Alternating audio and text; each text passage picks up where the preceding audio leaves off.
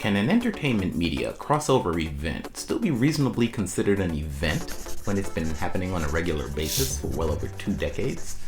No, it can't. So, when the Marvel superheroes arrive to take on Capcom superstars, it's just business as usual.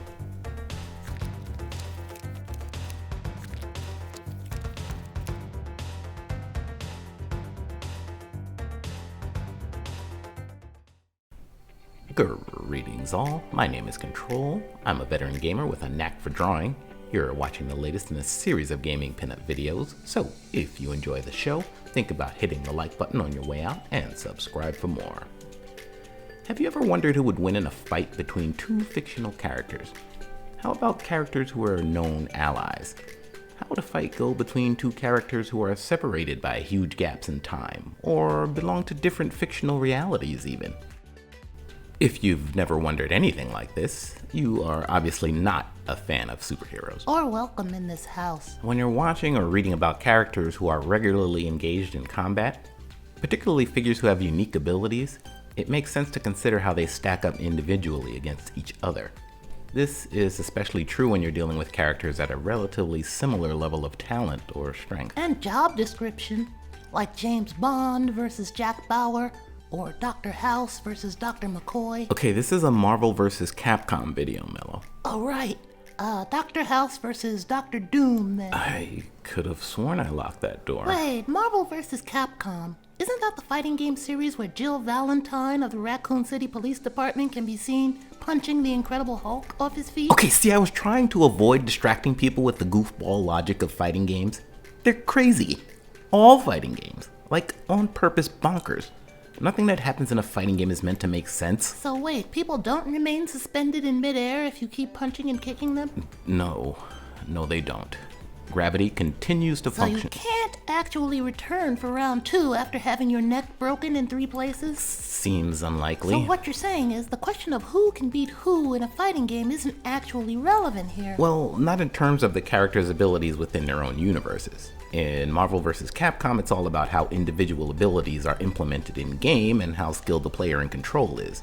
If the game were actually balanced around comic book characters' canon powers, well, just pick Magneto and press the win button. I don't suppose Capcom just woke up one day and decided to take all their characters and toss them in the arena with Marvel's superheroes, right? Well, assuming that's a subtle request for a quick history lesson. Wasn't that subtle? Let's dish out some quick background on the origin of the series.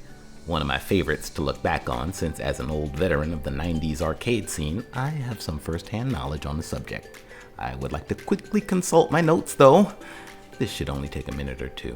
While I'm gone, longtime channel contributor Stanislav Dabrowski has recently returned from a lecture in Prague. He recorded a wonderful dramatic poetry reading that I think you'll find absolutely mesmerizing.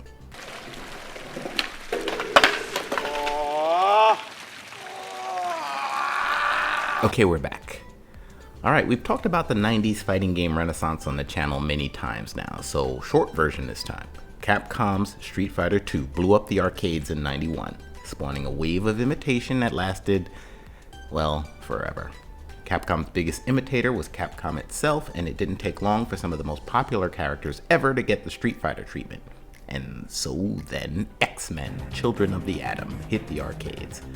These particular Marvel heroes arrived in their 90s cartoon show incarnation, which was a pretty huge deal at the time. Even better, the game itself was pretty solid, as you might expect considering Capcom themselves were at the wheel. They upped the ante soon after with Marvel's Superheroes, which was basically X-Men being replaced by Spider-Man and the Avengers. And, hold on to your butt, Infinity Gems. Uh-oh. Cheap shot at Avengers Endgame incoming. Hello, everyone knows by now how much I hated Endgame. I don't have to take a swipe at it in every video. Saving it for later? Oh, it's coming. So anyway, the floodgates were really unleashed on the next entry, the first true crossover, X-Men vs. Street Fighter, and the first in the series to offer tag team play, if I recall, something that would become a staple of every game that followed.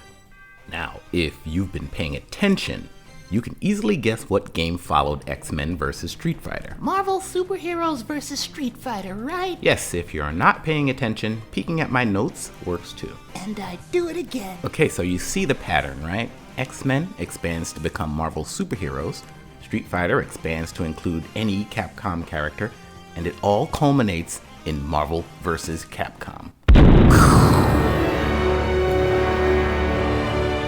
Special effects, dogs and cats sleeping together, mindless carnage on an incomprehensible scale. Enough! What's interesting about the Marvel vs. Capcom series is how many lower tier characters from each have made it into the games. All the obvious Marvel heroes have appeared, like Captain America, Iron Man, Spider-Man, Hulk, etc. And Capcom, of course, has an army of Street Fighter and Darkstalkers characters and moves lists at the ready. But relatively obscure characters like Blackheart and Captain Commando and Marrow show up. Who? Exactly! While not a huge fan of the Marvel vs. series, the combat's a bit too frenetic for my taste. I have always admired Capcom's willingness to devote attentions to characters only hardcore fans will recognize. I actually flipped when I saw Hayato Kanzaki from Star Gladiator on the roster. Capcom just rocks. Except when they're ruining Street Fighter with shady microtransactions, but that's a rant for another day when I'm feeling more cranky. Speaking of cranky, Wolverine, a staple in the series, at least until Marvel vs. Capcom Infinite, which came out at a time Disney was actively shunning the X-Men characters. Long story. Here, he's taking on RYU, the main character of Street Fighter. Now, I don't particularly care how they match up in the games. To me, the more interesting question is, how would they match up in a true canon confrontation? Well, Wolverine is the more interesting consideration since his abilities can vary greatly depending on who is writing him, whether it be movies, comics, or cartoons. RYU has pretty much consistently been default Shoto-style guy ever since Super Street Fighter 2. Even his appearances in anime have limited him to pretty much what we see and hear in the games. Judging strictly by the horde of material I've seen him in, Wolverine, despite often being referred to as the best there is at what he does, is not a skilled fighter. He sometimes achieves victory by having an indestructible skeleton and an absurd insta-heal mutant power, combined with razor-sharp knives that extend from the back of his hands. Thus, Wolverine employs the same kamikaze combat style that imbeciles in Unreal Tournament used to run around with. Rush the enemy and hope you don't die before you reach them with your one-hit melee cheese. At least he's the best there is at it. Weirdly though, even with his healing and adamantium skeleton, Chris Claremont, who has written the Wolverine character more than anyone else alive, routinely had him knocked out cold by various enemies. Which is why I give RYU the edge here. Scary claws and bad temper are really intimidating. Logan's flailing is not even remotely a match for a truly disciplined martial artist, particularly one with long distance attacks and a powered uppercut that's borderline impenetrable. I think RYU would want to put an obvious menace like Wolverine down very quickly and would do exactly that with very little effort. Now, some of you might have a different view of this fight, have an entirely different version of events calculated. I just want to say to those people, you're wrong, but don't despair. Poor judgment is apparently mandatory for writing superheroes these days. Exhibit A. Just what every Captain America fan wanted to see. There it is! Take that, Disney! Okay, I realize the Wolverine fans have already hit the dislike button with every ounce of strength they could muster, but it's not like I think Logan's a complete loser. There are tons of fictional characters he could beat easily, like Stewie Griffin, Kramer, C-3PO, Oh yeah, Logan, you got Tyrion Lannister, Wilma Flintstone, Go, Wolvie, go! Parappa the Rapper, Gilligan. The list goes on and on. Actually, it stops at Gilligan. At any rate, if I've made absolutely no sense at all, I at least hope you approve of the finished art. Composition-wise, it runs into the problem I have with all versus-style pinups. How to make both characters' faces clearly visible within a 3/4 camera view. I'm not a big fan of the flat angle left-right face-off style of versus art, but it's tricky to draw a fight without the foreground character's back becoming a major feature. If you do appreciate my solution here, make sure to click the like button on your way out. Even if that's too much hassle, I do appreciate that you stuck with me until the end, which is actually more than enough for me.